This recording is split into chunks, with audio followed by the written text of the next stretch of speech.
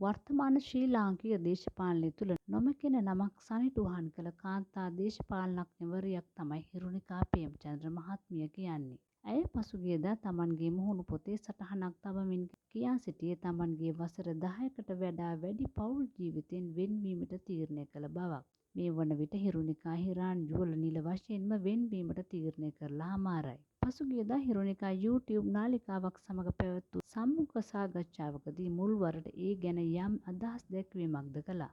සමහර තාත්තලා 9ට පමණක් සිටින අතර එවැනි අවස්ථාවල අම්මලා තනිවම දරුවන් හදා වඩා ගැනීමේ කාර්ය ඉටු කරන බව හිරුණිකා මහත්මිය පෙන්වා දුන්නා. ලෝකේ කිසිම අම්ම කෙනෙක් දරුවෝ ඉන්නවා නම් සැමියා මැරුණයි කියලා ගිනිගොඩට පැනපු අම්මලා නෑ. මොකද කරන්න ලොකු වගකීමක් තියෙනවා යනුවෙන්ද ඇය එහිදී සඳහන් කළා. ඒ අතරතුර හිරහන් තම අදහස් ගැන කියා තිබුණේ හිරුණිකාගේ දේශපාලන කටයුතු නිසාවෙන් තමන්ගේ පෞද්ගලික ජීවිතයේ යම් දේවල් මගහැරුණු බවයි. ඉදිරි කාලයේදී තමන් නැවතත් නිරූපණ ක්ෂේත්‍රයට එක්වීමේ බලාපොරොත්තුවකින් පසුවන බවක් ඔහු සඳහන් කළ බවයි දැනගන්නට ලැබෙන්නේ.